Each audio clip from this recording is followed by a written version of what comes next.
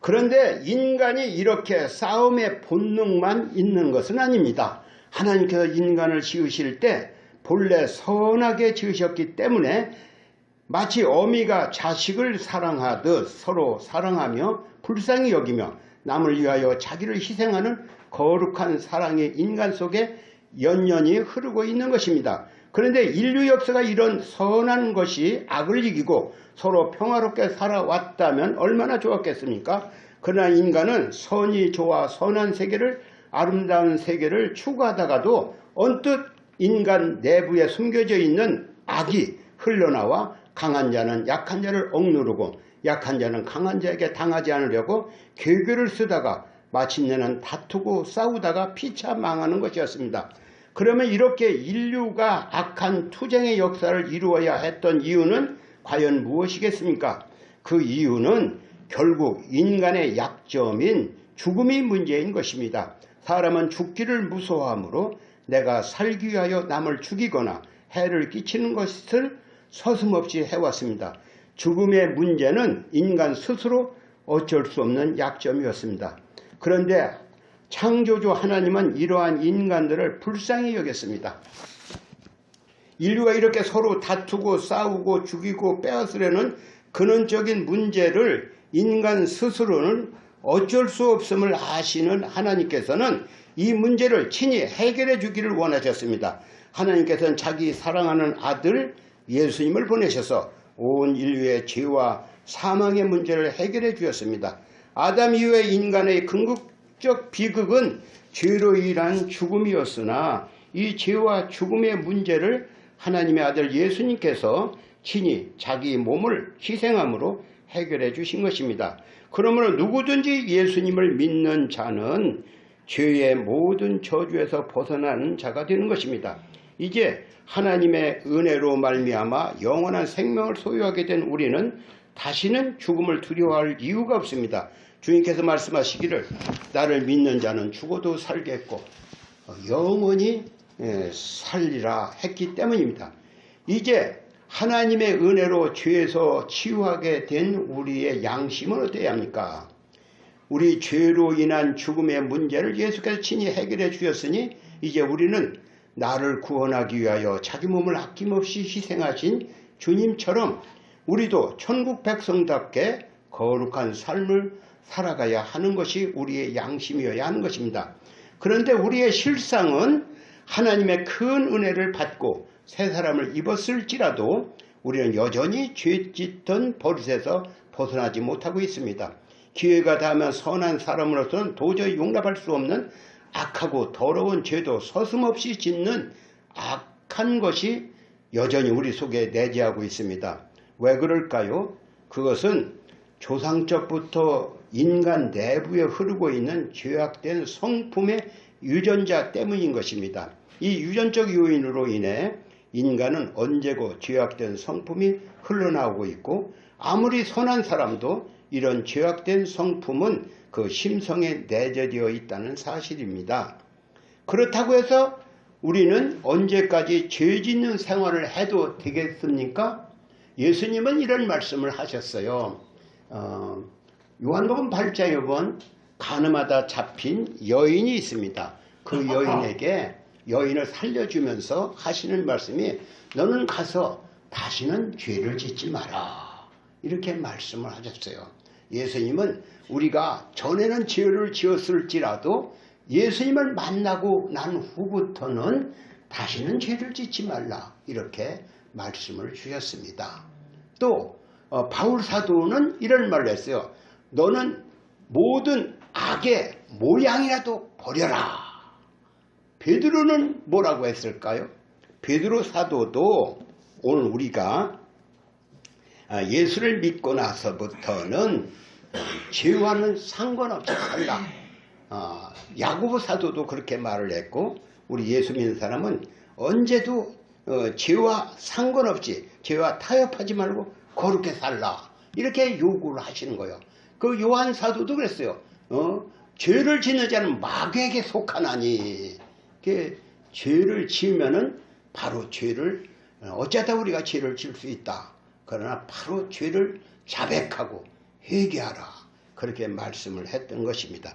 교회 목사는 뭐라고 가르칩니까? 교회를 목사는 죄를 져도 괜찮아.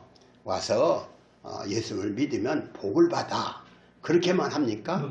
목사가 하는 근본적인 얘기는 예수 믿으면 복을 받는다. 복을 받을 수 있어요.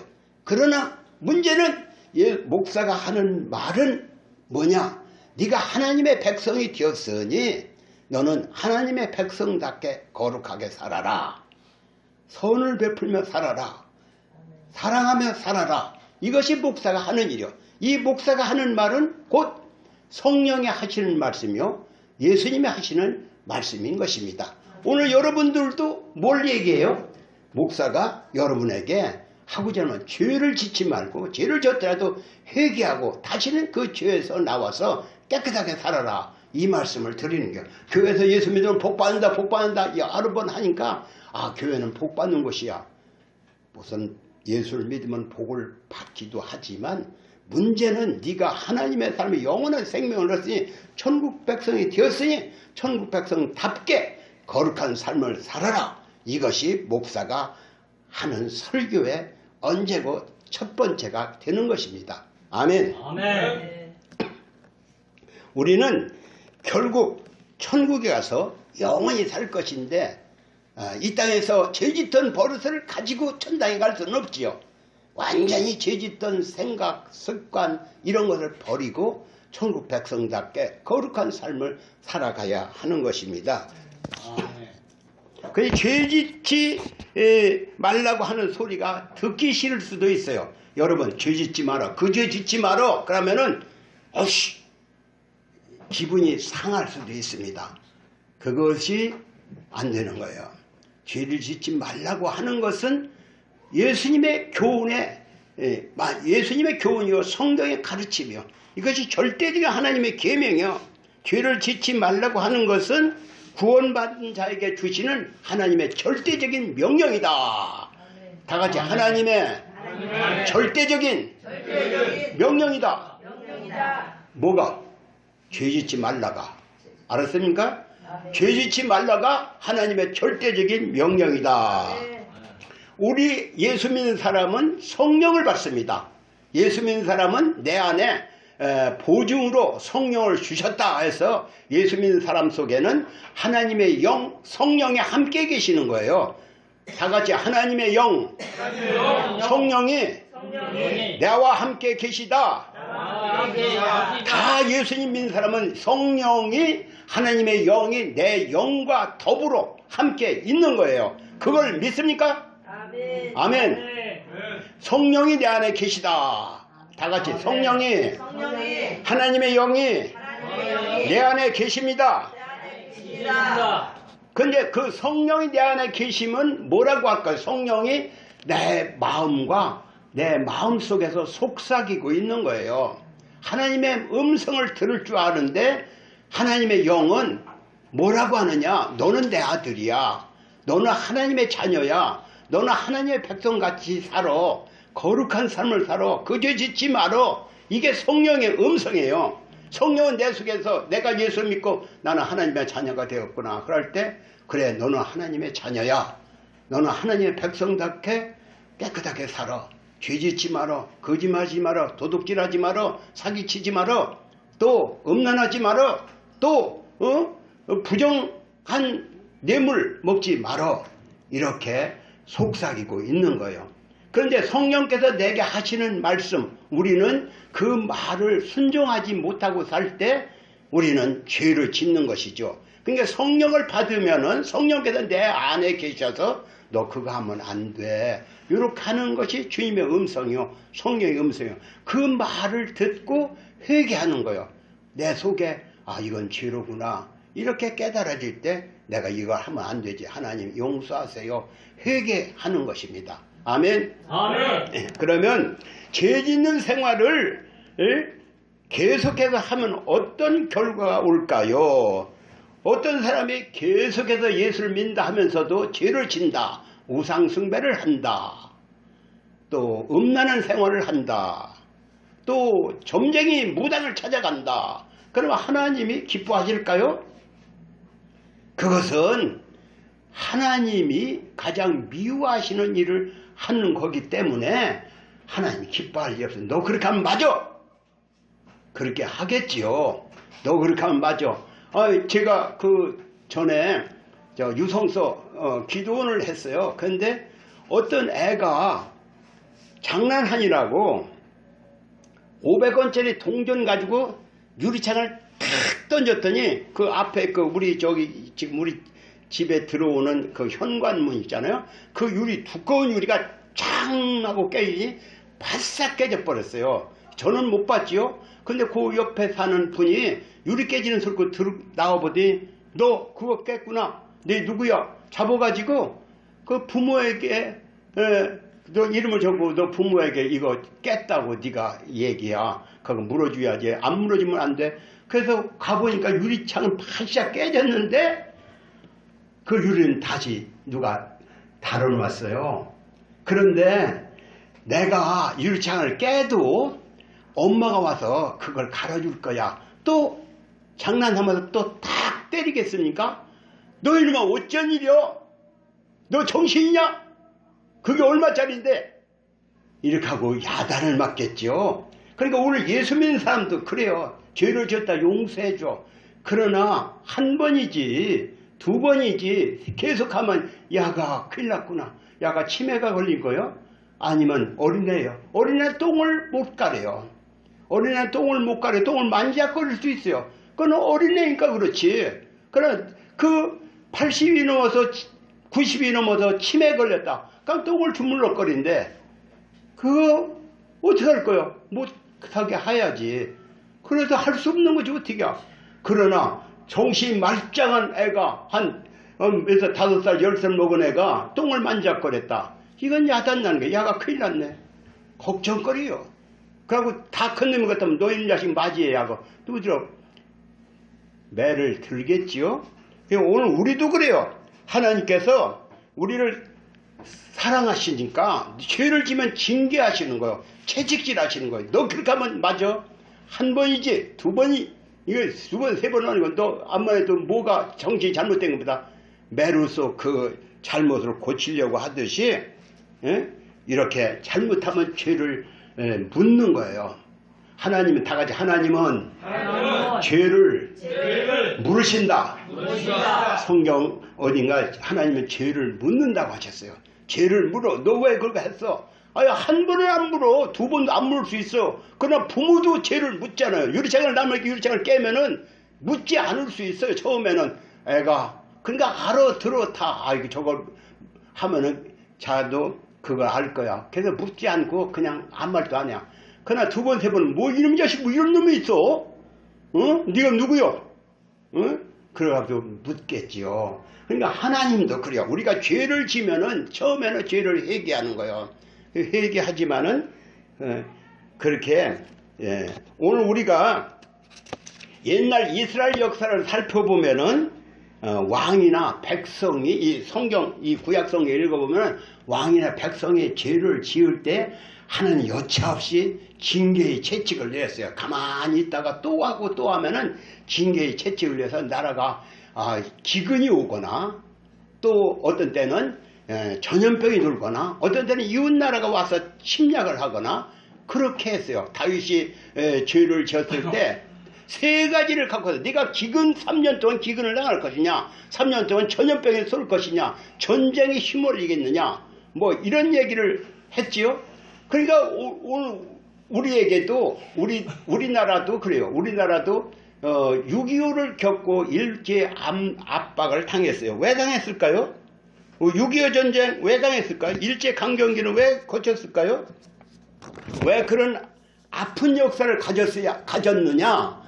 그것은 다른 게 아니에요. 우리가 옛날 양반 상놈 이렇게 할 때 양반이 이 백성들을 너무나도 사람 취급을 하려 짐승 취급까지 했어요. 그러니까 하나님이 그 제도를 바꾸려고 공산주의가 들어왔고 또 이렇게 일본 일제 시대를 겪었다 이렇게 말할 수가 있어요. 그러니까 오늘 우리는 이런 하나님의 징벌이 있었다. 내가 질병을 앓고 있다. 내 가정에 어떤 어려움이 왔다. 그러면 회개를 해야 하는 것입니다. 그러면 죄를 회개하고 죄에서 나와야 해요. 회개한다는 것은 단순히 내가 잘못했다 이렇게 말로만 회개하는 건 아니에요. 후회하는 그런 이제 죄를 안 지어야지 후회하는 것만 죄가 회개하는 게 아니에요. 완전히 죄에서 나오게 하는 게 죄를 끊어버려라. 그래서 성경에 보면은 예수님께서는 그랬어요. 예수님께서는 내가 만일 오른손이 범죄하거든 또 내 눈이 범죄하거든 오른손이면 손을 끊어버려라. 이거 무서운 말씀하셨어요. 한 손을 가지고 지옥 가는 것보다는 두 손을 가지고 지옥 가는 것보다 한 손을 가지고 신당 가는 게 낫다. 손을 끊어버려라. 눈을 빼어버려라. 아주 심한 말씀하셨어요. 그러니까 눈 빼고 봉사가 되고 천당 가는 게 낫지 지옥 가면 안 된다 이것이죠. 그러니까 죄에 대해서 굉장하게 예수님은 책망을 하시고 죄를 짓지 않기를 원하셨던 것입니다. 만일 회개하지 않으면 오늘 우리가 죄를 짓는데 만일 회개하지만 하나님 불같은 화가 임하는 것입니다. 그러니까 오늘 우리가 죄 짓는 상황에서 나와야 해요. 우리가 내가 죄가 뭔가 생각 이가 계속해서 죄를 짓다가는 하나님께 책망이 있지 이렇게 마음을 먹을 거예요. 그건 성령이 주시는 마음이요. 그 죄에서 나오야 하는 것입니다. 여러분 죄된 생각이 내 속에 있다. 이 죄를 지면 안 되는데 결국은 그 죄에 대한 책망이 있을 걸 알고 죄를 회개하시기 바랍니다. 그럼 죄를 어떻게 회개하느냐? 회개는 잘못한 죄를 뉘우치고 그 죄를 하느님 앞에 나는 이를 죄를 지었으니 용서해 주세요 하고 입으로 죄를 먼저 자백하는 거예요. 그러니까 요한일서 1장 9절에 보면 우리가 우리 죄를 자백하면 저는 미쁘시고 의로사 우리 죄를 사하시며 우리를 깨끗하게 하실 것이다. 그래서 자백한다. 자백하는 게 있어요. 또 다음에 너희는 서로 죄를 고하며 그런 구절도 있어요. 그러니까 내가 이렇게 죄를 지었습니다. 내가 당신한테 죄를 지었어요. 내가 당신을 손해나게 했어요. 그 말을 하고 서로 용서를 구하라는 거죠. 그런데 1907년에 평양 장대현 교회에서 부흥회를 했는데 그때 길선주라고 하는 장로가 죄를 회개했어요. 어떻게? 사람들 앞에서 내가 악아니요 이렇게 죄를 회개했는데 그 사람은 친구가 죽으면서 우리 집사람이 아무것도 몰라. 그러니까 네가 재산 좀 관리해줘. 누구에게 돈 나오는 거 그거 네가 받아서 잘 좀 해주게. 그렇게 부탁을 하고 죽었어요. 그래서 그렇게 하마 했어요. 그런데 웬걸 그 사람의 돈이 자기가 들어오니까 그것을 얼마간 띄어먹고 그러니까 100만 원이 들어오면은 한 20만 원쯤 띄어먹고 80만 원만 그 부인에게 갖다 줬어요. 근데 그것이 예수를 믿고서 은혜를 받다 보니까 그것이 확 마음에 찔려서 내가 바로 악아니요.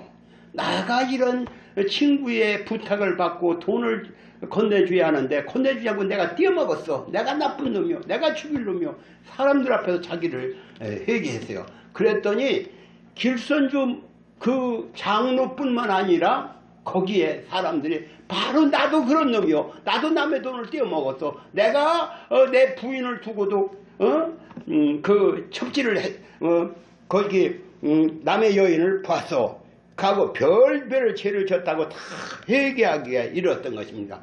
그래서 자기 죄를 자백하는 역사가 일어나니까 교회가 눈물 받아가지고 회개 역사가 일어나더니 그 인해서 전국적으로 그 회개 운동이 일어났던 것입니다. 오늘 우리는 어때요? 오늘 우리도 주님 앞에 하나님은 우리 성령은 너 그 죄 회개야 이렇게 얘기하는 거야. 나는 죄가 없어. 그게 없어요. 우리는 너 죄 회개해야 성령의 음성을 들어야 죄를 자백해야. 그래서 우리가 죄가 하나님 우리가 한 점 부끄럼 없는 깨끗한 사람이 되기를 원하시는 거예요. 성경에 보니까 마음이 청결한 자는 복이 있냐. 저희가 하나님을 볼 것이요 했어요. 마음이 청결한 건 뭐예요? 깨끗한 마음을 가져야. 마음이 깨끗한 건 회개를 해야.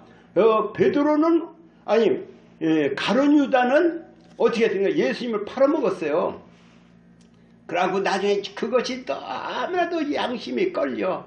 그래서 야, 차라리 나 같으면 죽어야 한다. 그래서 목매달아 죽어버렸어요. 근데 베드로는 어떻게 했어요? 베드로는 예수님을 모른다고 저주까지 했어요. 그러고 그는 바깥에 나가서 주여 나는 죄인으로소이다 하고 눈물로 회개를 했어요.